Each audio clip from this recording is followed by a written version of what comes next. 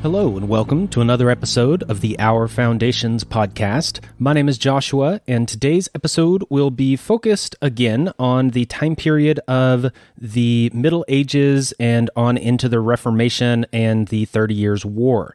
This is an overview, a macro perspective on these time periods and how society evolved and the institutions that were in power evolved, how those powers that they held and that influence shifted between institutions and between the individual and the state and society and all these different groups and functions of the society that was around at that time. So the episode that I did last week was focused more on the systems such as the church and the state and how things were set up overall.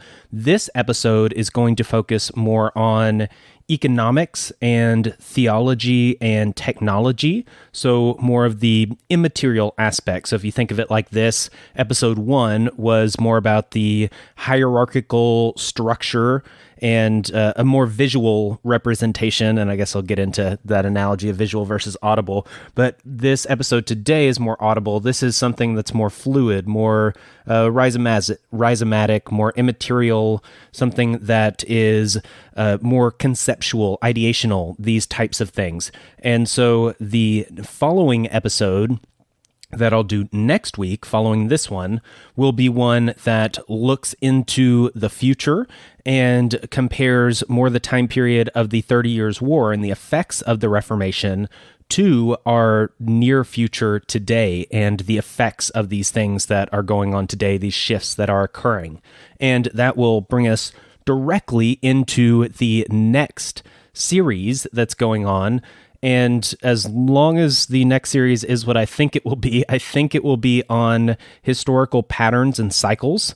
I believe so. If not, that will be the next series, but that's the one I'm looking forward to probably the most. I've been doing a little more research in that field and a lot to apply there. And I'll apply some of it today, because actually some of the stuff I was researching with Marshall McLuhan mainly ties into feudalism, which ties into the economics of this time period, which I will be touching on in today's episode. So I guess I will likely incorporate that as I give some commentary on these things.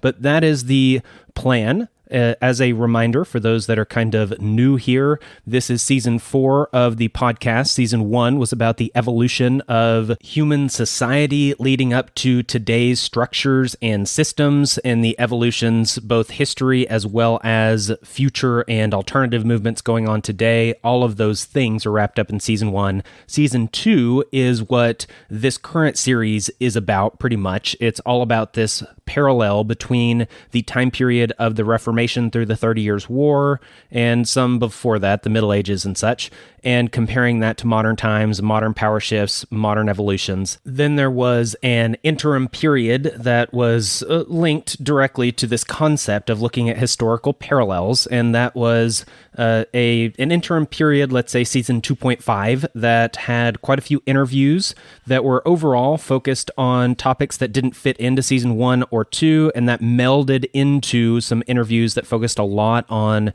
historical patterns and parallels and things that are going on today and looking into our future, given the trends and given the cycles of history, all of those types of things. That was, let's say, 2.5.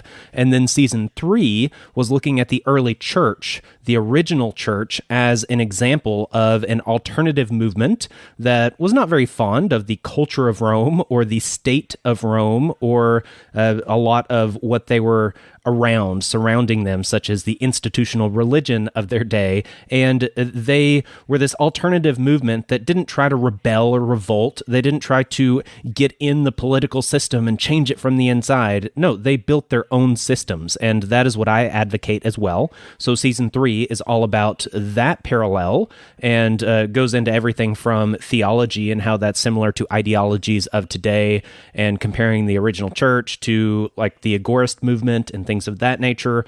So that's season 3. And then season 4, what we're in now, is going back over all that content that I've done over the entire history of the podcast over the past few years and looking at things from more macro perspective and tying things together a little more deliberately and a little more broadly, because once you step back and you cover things from this macro view, then the pieces really start to fall together a lot easier and a lot better and a lot more clearly, whereas when you get into the details and you dive into the trenches of this information, you can kind of get lost in that trench and miss the ocean that's around you. And so as we step back and we see the entire ocean with all the trenches and how they connect together, that is something that I'm trying to do now in season 4. So with that, as I'm sure you could guess or you already know, this series I'm in now is the parallel to season 2 of the show, and my reference to the upcoming series being Historical Patterns and Parallels is that roughly season 2.5, where I did quite a few interviews with some other guests, Vin Armani, Alison McDowell, Julianne Romanello. I don't even remember all of the different people, but lots of people that were definitely trending in that time period and really that helped give some input, some different perspectives to this information. And so I'm really looking forward to covering that and tying all those concepts together from a macro perspective and inserting my views and my research on the historical patterns and parallels and things of this nature. I think that's going to be really cool. So really looking forward to that. But since I have gone on enough in this introduction to this episode, let's just get into this episode. So, to just dive right in, as a reminder, we're looking at this time period of the Middle Ages, and as you had the fall of Rome and you get into the medieval period, you had guilds that formed and essentially ran commerce. So you would have, it depended on the city. Some cities would have one guild, and it had tradesmen of all different trades and crafts, and this would be a very small, maybe a small village. But then you had cities that had guilds for all kinds of different, very specific tasks. So you might have some sort of clothes maker guild, but you also might have a city that has so many guilds that you have a guild full of craftsmen that do nothing but make the sleeves for garments or the fringes for the outsides of the garments, and someone who makes buttons and sews them on, and someone that assembles garments, and someone that finishes the cloth and the material so that they can be used for garments. And you might have 5 or 6 different guilds all about making clothes. Whereas, again, some cities you might have one clothier's guild or whatever that would be called, and some cities that person might be tied in with many other trades and crafts if it was a fairly small village or something of that nature. But the point is that in a city, there would be these guilds. They would cover certain trades and crafts, the work and the skilled artisans that existed there and that needed to be done.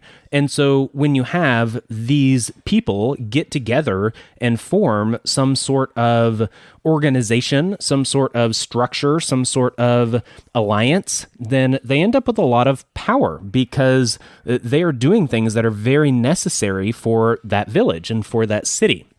They also often had relationships with the local lord, where they would have permissions to have a monopoly on a certain thing, or they would just enforce their own monopoly on a certain trade.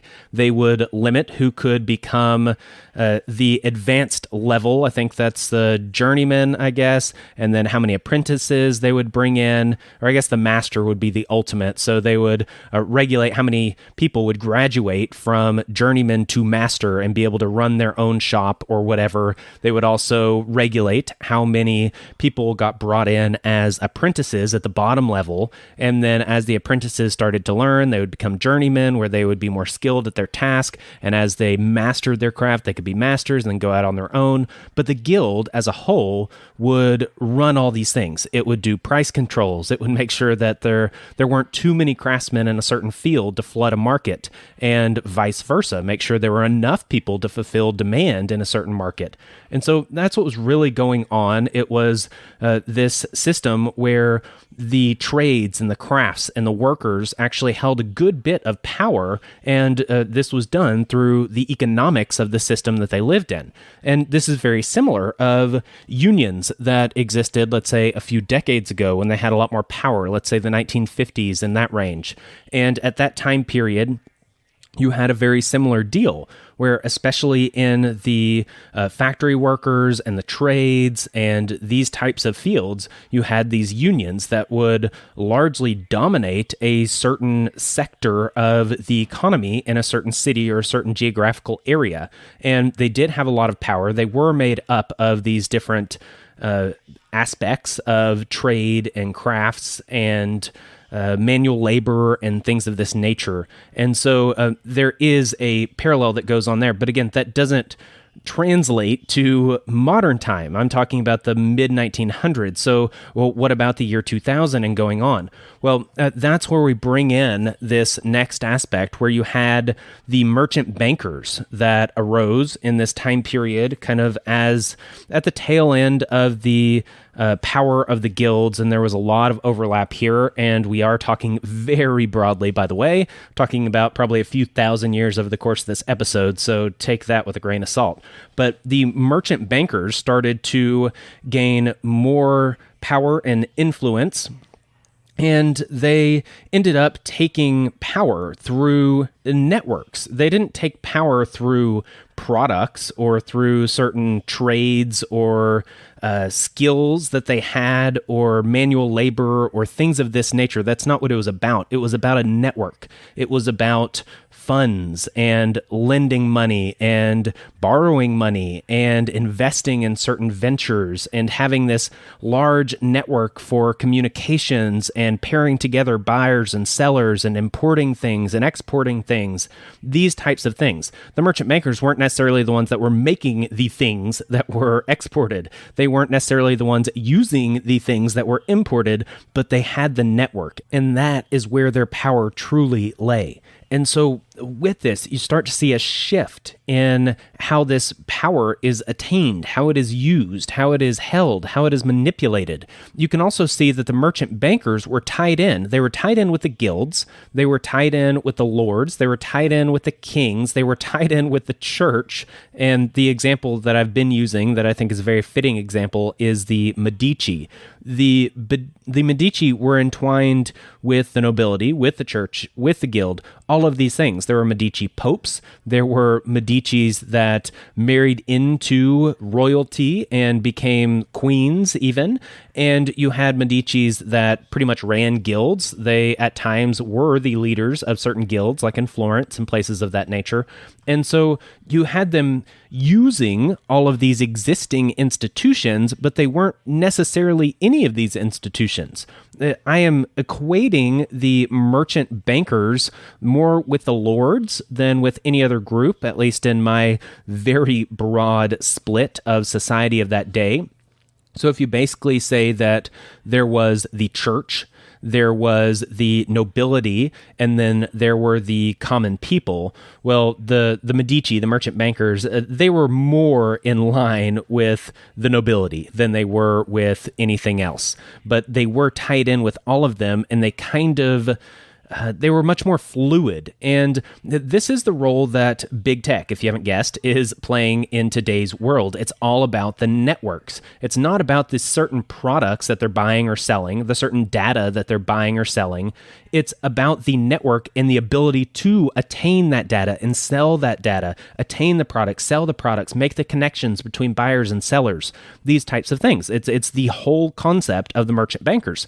Big tech is also tied in with the institutions of our day. So you could say the church of this historical time period we're talking about is equivalent to the state today. And there are all kinds of connections between the state, the government funding, intelligence organizations, all of these things, all kinds of ties between them and, say, Google or Amazon or Apple or all these different big tech companies, even corporations such as Microsoft and IBM, lots of tie-ins there. But that's not it, because like the merchant bankers, they're tied in on every level. So the modern parallel to the class of the nobility is the corporate world, and big tech is definitely tied in on all levels to the corporate world as a whole. It's not that they just only have this one little sector of the corporate realm, which they do. They have this tech sector. That's why they get the name big tech. But at the same time, their platforms, their systems are what are running corporations all around the world in thousands of different sectors around the globe, in many different territories, many different regions, many different markets, many different applications. They're all running on this technology, running on these platforms that big tech has developed and created, these networks that they have formed. And so the interfacing between corporations in the corporate realm is often done through big tech or products of big tech, or the network that big tech creates. And that is very similar, again, to the merchant bankers, where the noble class used the Medici. They used them as their bankers, as a place to get money, as a place to use influence and assert influence, these types of things. And so that's what big tech is doing in today's world, in the corporate world. But then there is this other aspect of the guilds. And again, the guilds are not necessarily equivalent to unions today. The guilds might have been equivalent to the unions of a few decades ago at the most, but in today's world, that's become a little more decentralized. And so you've got, let's say, channels or different people that have a very strong following, influencers, people of this nature, and you have certain people or groups of people that are the most influential in a certain area. So I'm sure, and I don't know much about this, but I'm sure on YouTube there are a handful of people that are really big in the makeup scene and how to do your own makeup. I know there are a handful of people that are at the top of the list for homesteading. There are a handful of people at the top of the list for biohacking and all these different things. You've got these guilds, in a sense, that are forming that get the majority of the work. It's not that there wasn't anybody doing carpentry in a city that had a carpenters union that wasn't a union member. There were still people that did build some things and repaired some things, and that did exist. But let's say 80, 90% or more of the work that was done in that city that was carpentry work was done through the Carpenters Guild. And I would say it's a similar thing in today's digital landscape, where the people that are at the top of these different fields, it's not that they are the only ones there. No, there are thousands, if not millions, of other authors of content online in these different sectors and fields, and that does still exist. But let's say 80% of the views, 90% of the views can be summed up in this small group of people, and that would be more analogous to the guilds. It could be thought of kind of similarly that the guilds have melded with the nobility, where this concept of a guild and the concept of corporations, these structures are kind of one and the same now, where as you have mergers and acquisitions, like I talked about last week, you now have, let's say, the area of media, and there's only a handful of companies at the top that run 90% of the world's media. If you look at an industry like Big Pharma, there is only a handful of companies that run 90% of pharmaceutical industry-related things in the entire world. Same with big tech, same with all these different sectors. So they end up acting like a guild as well. And so, like many things, these patterns can be fractal and looked at on a minuscule level, an individualized level, as well as an institutional level, as well as a more macro level, historical level. That's the beauty of fractal patterns, and that is how you can tell that it is something that actually is very applicable when it does apply in multiple different ways. Now, as the merchant bankers rose, there were these new banking practices, and dynasties financed war and state consolidation through these new banking practices. Now, it's kind of interesting because early on, it was illegal to loan out money at interest. That was usury. And at first, Jews, through a series of complicated reasons, they were the only ones that were able to loan out money at interest. But then you had people like the Knights Templar Templar that essentially started doing this, and over time, it started to be a thing that was done for, again, various complicated reasons. And as this became a thing that was done, these merchant bankers often would latch on to the noble class because they were a very useful group to latch onto, to make deals with, to loan money out to, and financing war was extremely profitable. Some of their interest rates were over 100% on the money and on the gold. So this was a pretty big deal. In addition to that, contracts with the church equaled wealth and power to a very large degree. Whoever was the church's main banker, that family, that dynasty, that corporation, however you want to look at that they had so much more, such a huge influx of money, of influence, of power, of responsibility. All of these things came with that contract. It's kind of like how Amazon and Microsoft have these contracts with the Department of Defense and the CIA and the NSA, all of these government contracts that are very lucrative, very important, and they become critical infrastructure of the state. The state is running its systems on big tech's networks and hiring out big tech to do this, just like the monarchs of the time, or, well, let's keep with the parallel. The church of the time, the church was using these merchant bankers and their networks to move around their money, to purchase things, to sell things, to borrow money and loan money, all of these things. They were using the network of the bankers, and the church had a lot of money flowing in and out. And so this was a very lucrative place to be as a merchant, as a banker. Now, as you had the rise of the merchant class, you also had the rise of education for, again, many different reasons. But the ones I'll focus on right now is that as the merchant class starts to grow and as economics start to change and as the nobility shifts from, I guess you could look at the knight and the role of a knight as they shifted from this fighting force to more lords and noblemen. And as you start to have these shifts in the society, you needed more people that could write. You needed to be able to do accounting. You needed to be able to track transactions. You needed to be able to do all these things, especially as you had these new banking practices really start to get going. So you had this rise of education in these certain classes, at least.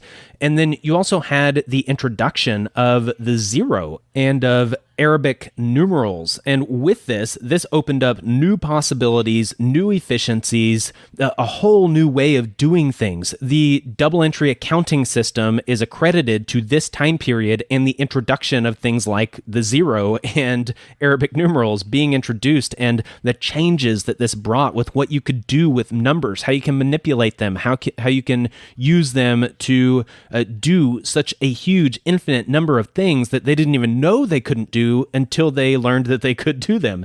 And it's very similar to big tech and the technology of today and the internet, where as we get this introduction of the internet and this new technology that's been brought in and gone mainstream, there are these new ways that can be used that people never even thought of until it was something that was done and something that was possible.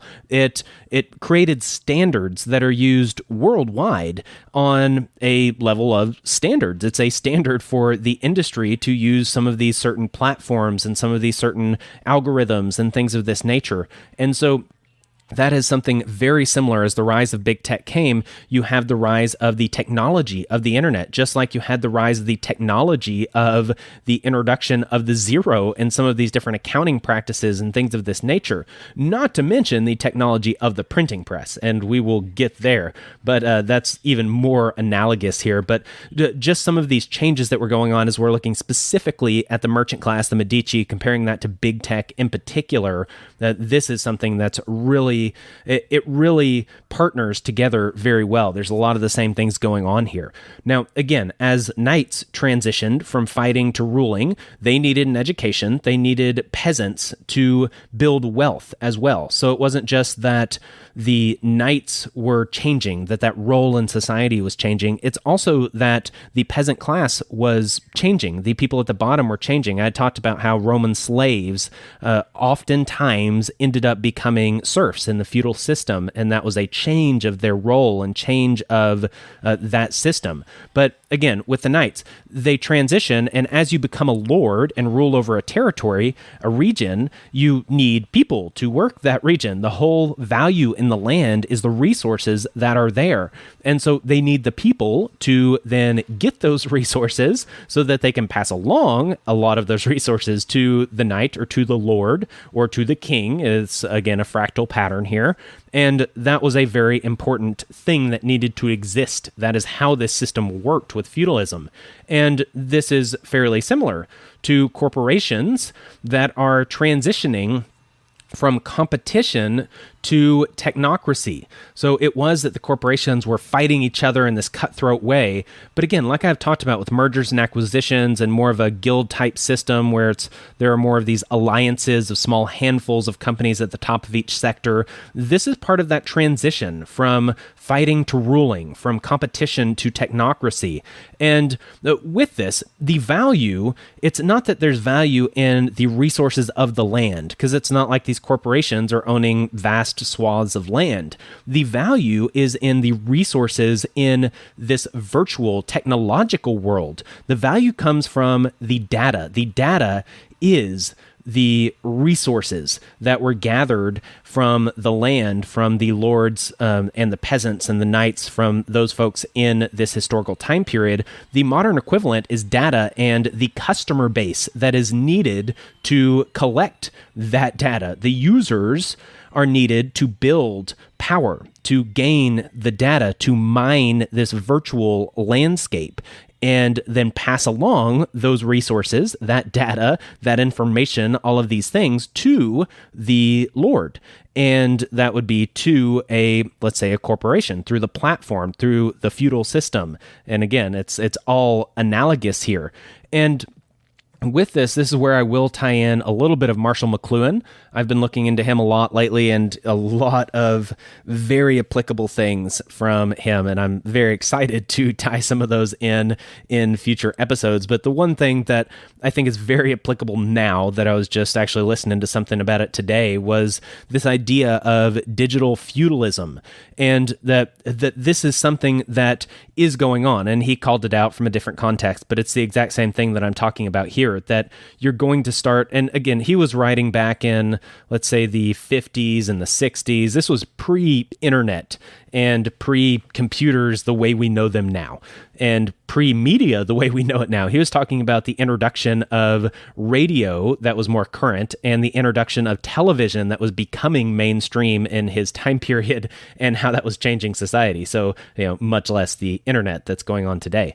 But with this, he brought up this concept of digital feudalism, and how this is what was going on, where the digital landscape it's a land grab, but it's all digital land. It's all this virtual world, and these corporations are fighting for these chunks of land, and it's the users, the people that are watching the content, using the content, watching a news program. These are the people, these are the peasants that are building the wealth of the corporation and gathering the resources of this virtual land to pass along to the corporation. Again, if you think of like a news network, and you could even go back to McLuhan's time or to today, the way that they make money is through advertisers. They have companies that support their show and pay to put up advertisements. Well, why are those advertisements on the news channel why are they valuable? Well, it's because there is such a large customer base. It's because all of the peasants. It's because all of the serfs. It's because all of the people watching. It's because an advertiser can reach so many people by having an advertisement on that news program that they are willing to pay that much money. That money then goes to the media company that runs that news program. And so again, this value that is derived from the serfs, from the watchers of this news program, is then funneled to the corporation. And that is done by bringing in these resources that are gathered from the people. And the resources now are attention and data and ratings and things of this nature, because they represent the peasants that are mining the land, so to say. And that's what makes that valuable. you could even extend this parallel even further. So if you think of the feudal system, you have these lords that have territory and they have peasants that work that territory. So let's say the lords are, let's say the individual companies of big tech. So Google and Facebook, these types of corporations that have these big tech platforms, and they have their peasants that are on those platforms. Well, what the lord can do, and I guess, yes, we can look at it this way. So what the lord can do is the lord can pass off sections of land and pay a knight or pay a lesser lord in land for their military service, for their loyalty, for these types of things. And this is what was going on in the feudal system. This is kind of why it got so complicated over time, is because this continued over time exponentially and it got very complicated. But with this, you have a similar thing going on today where you can have a platform like, let's say, YouTube, and YouTube then passes out chunks of land to different individuals creating content, different YouTube channels. And so these YouTube channels have these chunks of land, some large and some small. And what they do is they then farm that land. And if they are a true, we could put it this way, if they are a true lesser lord or a knight, then they are going to have peasants that are then working their land and bringing them personally wealth and power and influence on a small level that they are then passing along up to the lord of the overall land, and that would be the platform provider like a YouTube. And then there's also a king. The king is over the lords, and he has a very similar relationship. We have a king that has allocated very large swaths of land to these different nobles, and those nobles then allocate smaller lots of land to lesser lords and knights and things of this nature. And so the king in this example would be Google. Google is the one that owns YouTube. And so Google not only has YouTube, but they also have the leading search engine for the internet, and leading by far. So much so that people say, I'm going to Google something, not I'm going to search for something on the internet. And so they have that as well. They also have the leading browser for accessing the internet, Google Chrome. They also have their own phones that you can buy, smartphones, the Pixel phones. And so they have all these different platforms that are going on. So let's say the king is Google, or now we can say Alphabet is the overall parent company. And then they have allocated these large swaths of land to these different nobles, to these different lords. And that would be YouTube and Google search and all of these different things. And then those lords then allocate out to lesser lords and to knights that then start getting into that common class, and they're bringing in peasants and they're working the land and passing up that data, those resources as they mine the land, the customer base, the users, and feed that up the chain. And that's how this system works. And that is the feudal system. That is nearly exactly what was going on in this time period. And then at the top of this, so you did have the kings that were in a way at the top, but over the kings in a way would be the church. So it's not that the church had direct leadership and rulership over a king, but it was that within Christendom, which is this whole area of Western Europe that we've been focused on, the king was almost always subservient to the church.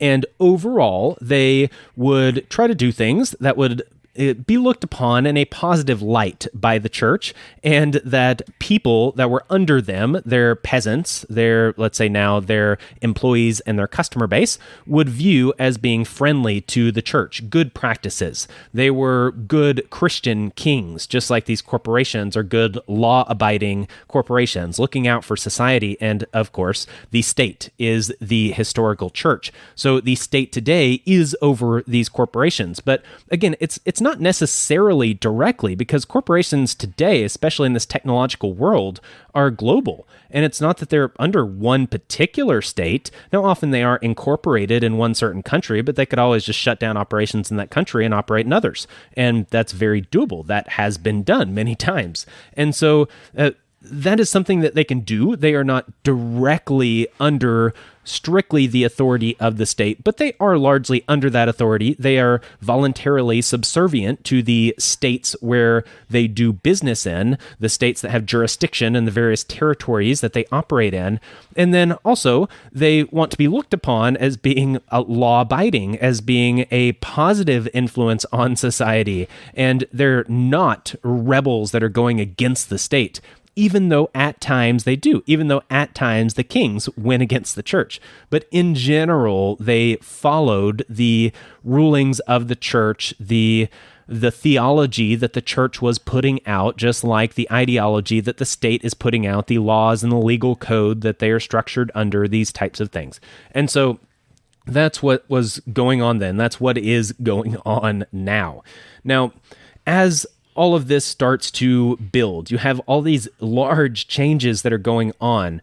You started to have, in this historical period, a large non-working class that was starting to develop. These bureaucracies were getting bigger. So as I mentioned, the feudal system, how you had, let's say, a king, and then he passed on territories to a handful of lords. And then each one of those lords might pass on territories to different knights. And each one of those knights might even have lesser knights that work for them with a few families that run that land. And it just goes on and on and on. So the bureaucracy of those that were the, quote, non-working class, those that were ruling and taking on this position of governance and management, that they started to grow, both with this system, the feudal system, and the nobility, but also with the church. The church was the dominant institution, and it just got larger. It got more dominant, more influential, and its bureaucracy started to grow further and further and bigger and bigger. And it's same in the corporate world today, both in the corporate world and in the state. You have this exponential increase of this bureaucratic political class, as well as the executive class in corporations, the administration, the managerial class that is building and building and building government workers. There's more and more and more of them. And so when you have this start to happen, well, I guess we'll get into that probably in the next episode, but let's just stick here and say these things are happening. You're starting to have these bureaucracies build to this very grand stature, and that's not necessarily a good thing. But that is what is happening in the corporate world and the state, just like it was happening within the nobility and the church. And we will look at where those patterns lead to in the next episode, I believe.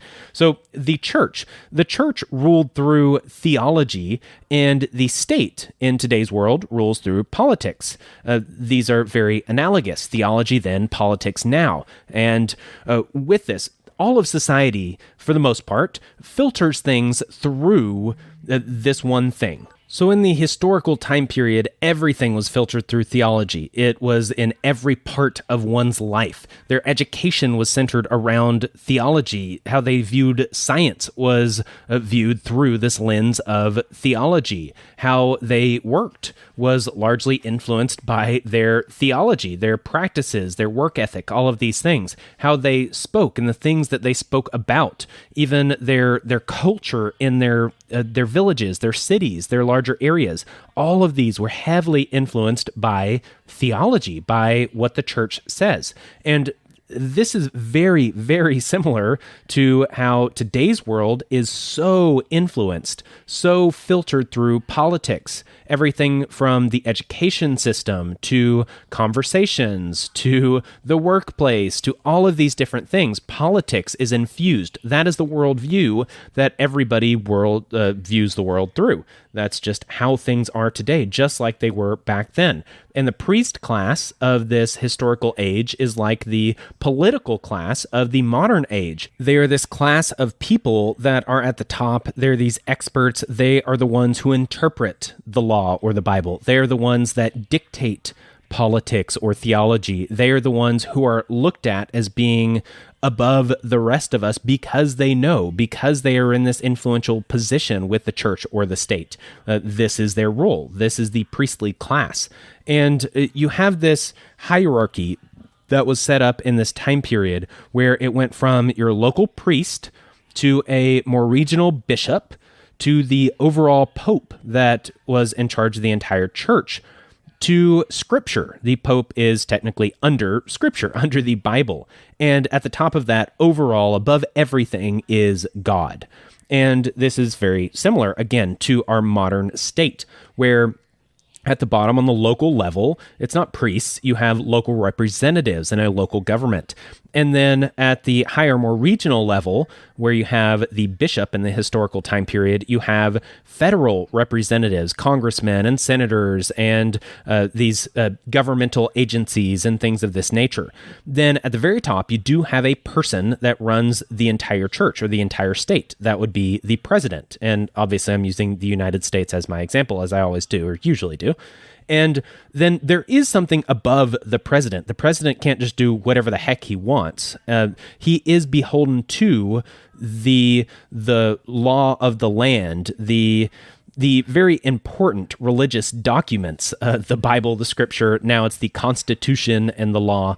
And so just like the Pope is under Scripture, the president is under the Constitution. But overall, there's this overall large overarching entity that governs everything. And it's this idea not of God ruling over everything. It's this idea of freedom, where we are our own gods and we rule our own lives. And this concept of freedom is what is supposed to be at the top of everything. Now, again, you can tell that there are plenty of corruptions that existed with the church. The Pope often used Scripture to his own advantage, and often they went directly against the principles of God. Just like the president will often use the Constitution to his own advantage, and he will use laws in a way that they weren't originally intended, and it ends up going against the whole principle of what freedom truly is. And this filters all the way down and all the way up.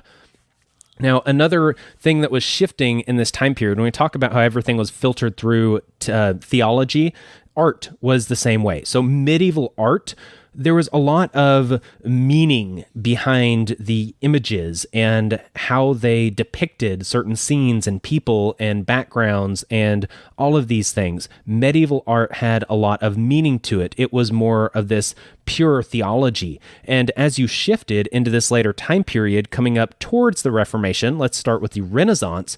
As you start to get to the Renaissance, then you start to have art being more secularized. It was still heavily influenced by theology, but it was more secular than it was previously. And it was a little more rebellious, a little more scandalous. It was more focused on entertainment than the more intellectual art of the medieval time period. And so this is something that I think you can see with the modern world, where you could use media as an example, where media used to have more meaning and deeper meanings. When you look at books and even movies, where there was more going on, it was a little more intellectual, where now things are much more focused on the secular, on the senses, on pleasures, on entertainment, on action and sex and all of these types of things, where those weren't the main focuses in the more pure theology of earlier art in our modern time period, as well as medieval art versus going post-Renaissance. And with this, I mentioned how the church was corrupted. Theology as a whole was corrupted, and politics today is corrupted. The Bible was used as an excuse for evil. You had interpretations that benefited the church, not Christians, just like the law and the Constitution is now used as an excuse for ruling over people, taking away people's freedoms. Just like evil is the opposite of good, and God would be the representative of good, taking away people's freedoms, controlling people, censoring people, putting people in jail, these are the opposites of freedom, and freedom is supposed to be the overarching God of our modern age. And so this is something that is going on now too. You have not only the institution of the state that's corrupted, you have the theology of the state, the politics that are behind it. That is being corrupted as well, or is corrupt at this point. Control stems from corrupt religion and indoctrination, just like control now stems from corrupt politics and propaganda. This is where control comes from. So as you have these institutions that are more centralized, get more power, have greater bureaucracies, you have this non-working class that is ruling and gaining even more personal wealth and power and influence, that they use the system that they are within. They use the institution that they are a part of in order to expand their own wealth, power, and influence, expand their dynasty, expand their reach. And this was done with the church, this is done with the state, and this is how things work. They use the religion, the theology, just like they use the politics of today, and they influence through indoctrination or through propaganda. The idea of propaganda actually used to be a positive term that was specifically related to a religious application. But the overall point here is that with this, where did the church derive its power? Did they have these vast militaries? Did they have the force? Did they have this arm where they could just crush kings left and right if they were to ever step out of line? And what about individual people? Could they do that to them too? Well, at times and in ways, maybe. But overall, the church derived its power from people giving it its power. That is how the church had its power, just like that's how the state has its power today. Yes, there is force involved there, but at the same time, the reason why a few thousand people can rule millions of people is because those millions of people believe that those thousands should rule, or that system of rulership should exist, regardless of whether they agree that those thousands in those positions are the right people for the job. They still believe in this system of having a state, just like people believed in this system of having the church and everything being religious. And that's how they defined their culture and themselves and everything. Just like now people define their culture, their situations, themselves, their own individual preferences through their political lens. In the historical time period, you did have many people that called out these issues and these corruptions. You could look at Wycliffe or Jan Hus and different examples here that are very interesting examples. And you would think that, this is an even much more, or let's say that these people had much more potential than Martin Luther. And maybe they did. Maybe they had better arguments. Maybe they had better applications and methods and strategies, and they were more successful in ways. But the things never did really take off. These movements never really took off. There was a very limited scope of effect. The pieces weren't really in place yet societally. So it's similar to the anti-establishment movements of the 60s and 70s. Yes, there were cultural shifts. Yes, those had some impacts in society as a whole, but it didn't devolve the state in any way. It didn't make fundamental changes to how society operated and what was going on. But they were these movements that people thought had a lot of potential. They did have a lot of impact on smaller ways, in smaller territories, just like some of these early reformers did as well.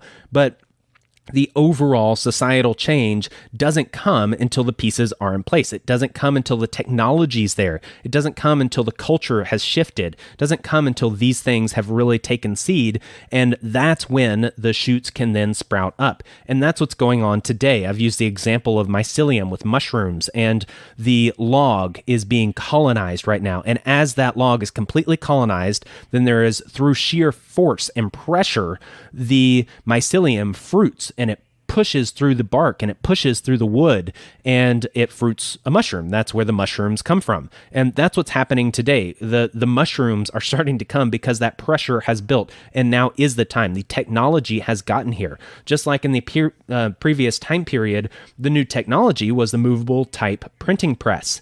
And this was something that really created the whole milieu that let the Reformation happen. This was the big thing. And the same could be said of the internet and our digital reformation that's happening in today's world. Not to mention the cultural changes and the changes with education, the changes with economics, the changes with all these different things that are happening all at the same time, just like they were back then and just like they are now. So with the printing press, you then had a freer flow of information. You had more dissenting views. You had more propaganda. It goes both ways. And every institution was using this. So just like the state today is using the technology of the internet to track and trace people, to control people, to manipulate people, to spit out propaganda, you also have anti-establishments that are using anti-establishment movements that are using the internet as a method for spreading their propaganda and calling out the corruptions of the church. And this is something that is taking root more now than it did, let's say, in the 60s and 70s. And I would argue because the technology is here, because the culture is ready, because the institutions are shifting, because all of this is happening at the same time. All of the pieces are now in place societally. And so things will change. Now, there were worries at the time with the printing press that you would get information overload because there would be so many different writings and so many different books and so many different letters that could be passed around and sermons and all these things, and that people would just have too much information. They would lose their ability to discern. They would lose this critical thinking and the true education that they had to analytically look at certain things, and instead they would be led astray. They would choose entertainment over quality. They would end up being a dumbed down society because of the effect that this information would have on them. That was a worry then, and I don't even need to make the parallel that is the worry today, that technology is doing these things. Now, on the positive side, there was much more decentralized distribution, which is more censorship resistant.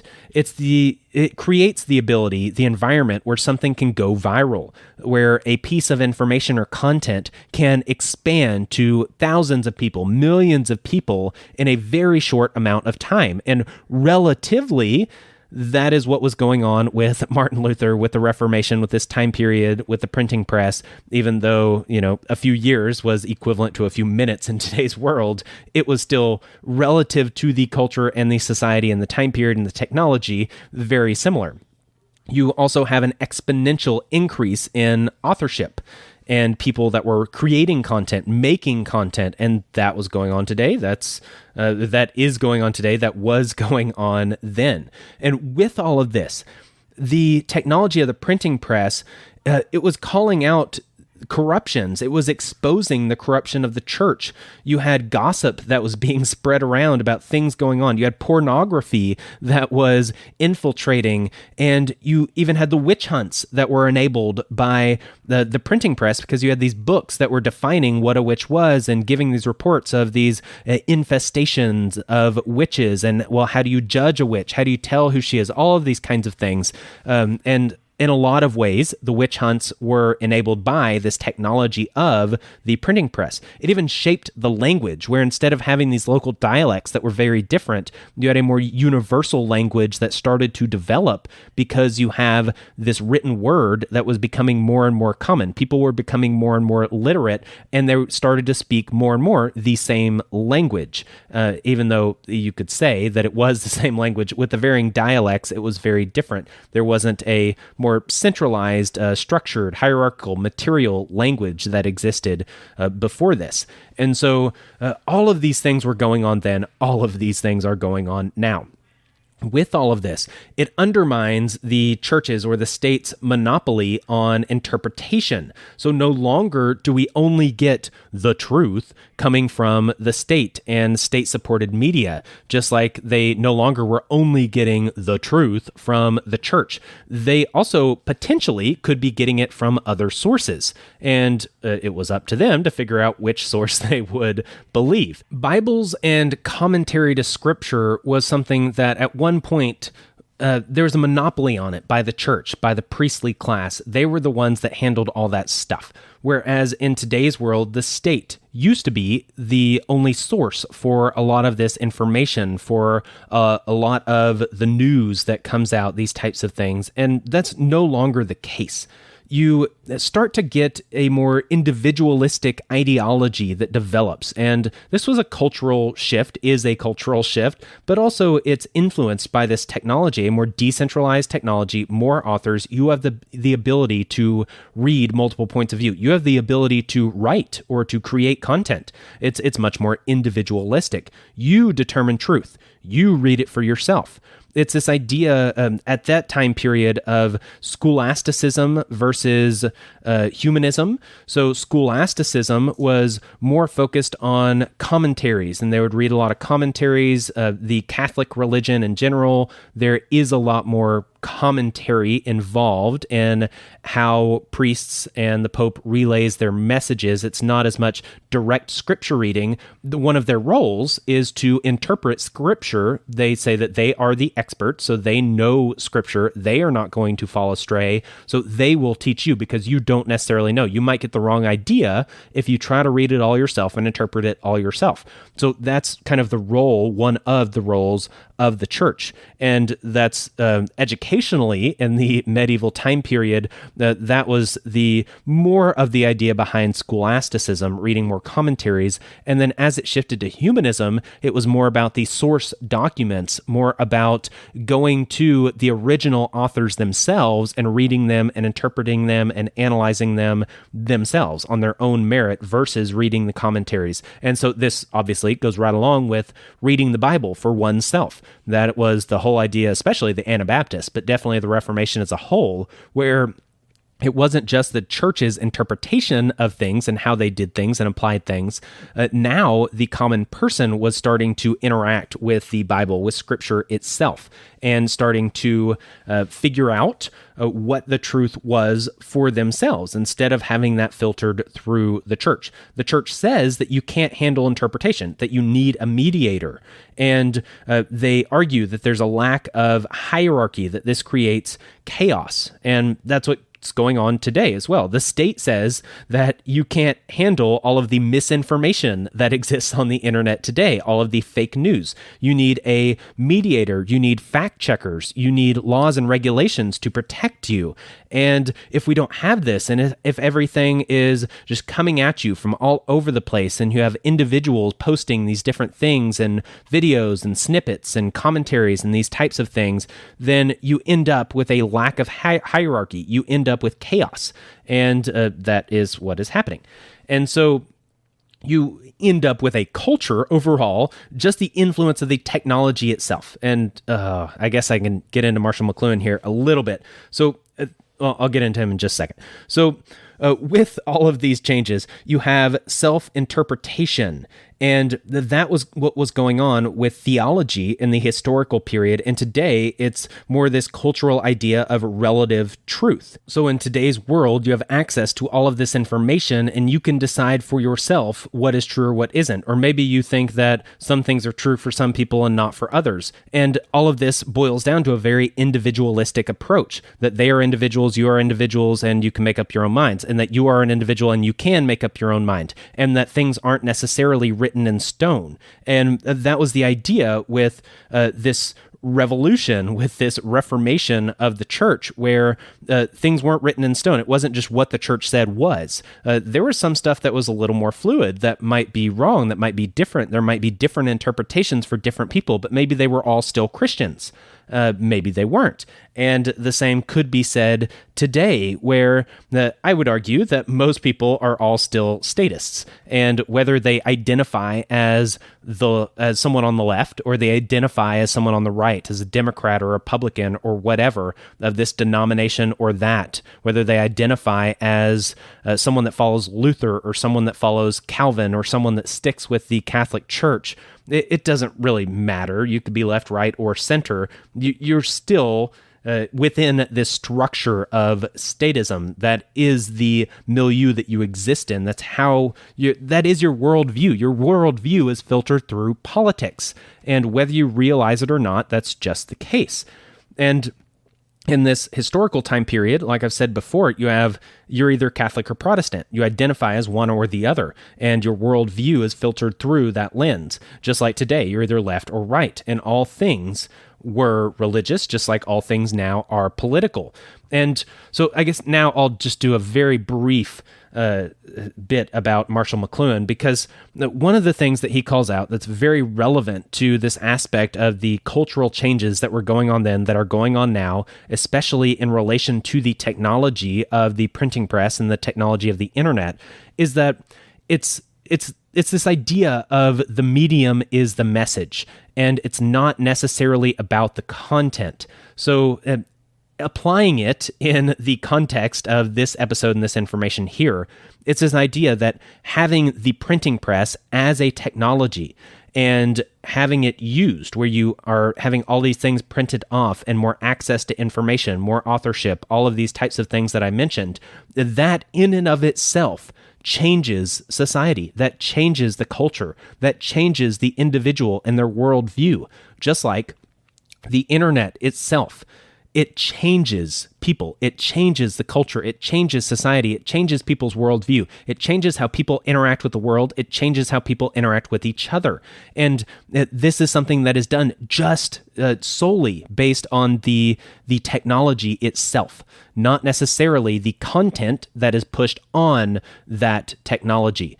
And so it's the same way with the printing press. It's not just about what the church was printing off or what Luther was printing off or what the secularists were printing off. That's not the point. The point is the technology itself. When you look at this macro level, that is the point. And the same is true today.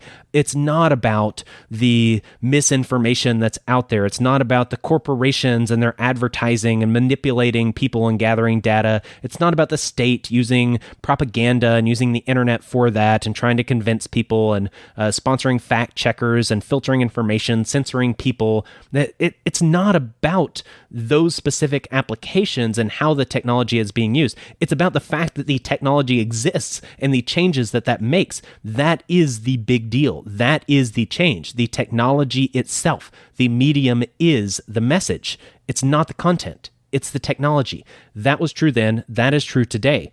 And especially when you marry that with all of these other changes and shifts that are going on, it leads us to hopefully the next series, and that would be looking into these historical patterns and cycles and parallels and all of these things tied together. And it's just such a beautiful picture, and it really brings everything together very nicely. So we will get into that, and this has been, I guess, a little longer than I expected. So I will sign off. I do want to say thank you. I know there's I think there's one more person that did sign up as a patron, and I don't remember their name, and my internet is not currently functioning very well right now. It's a little spotty for some reason. I haven't had time to figure that out. But because of that, I can't look up your name, so I'm sorry. I'll try to give you a shout out in the next episode. But thank you anyway. Thank you very much for your support and being willing to give a monthly amount in order to help support this show. If anybody else wants to do so, please feel free to do so. It would be greatly appreciated. That is how I pay for this show. That's how I pay to produce this show. And that is how this show is out there for everybody for free. If you are interested. And if you want to pay for it, then wonderful. That helps support it and get it out there to everybody else. Now, I also want to encourage people to leave a rating and ideally a review as well.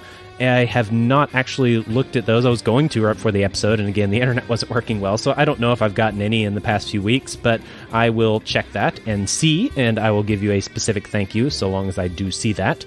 But either way, thank you if you have. Thank you if you do.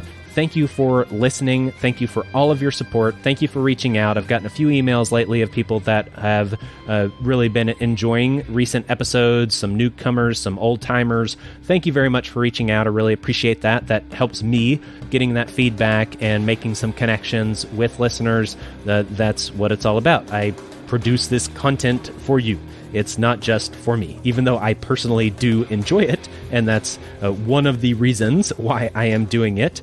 It's mainly to get it out there to you, the listener, to people that want this information, that would benefit from this content. So hearing from you, the listener, is always helpful for me achieving that goal. But I am done. I'm out of here. Be back next time. Peace. This has been our Foundations Podcast. Goodbye. Thank you for listening. Goodbye. Bye-bye.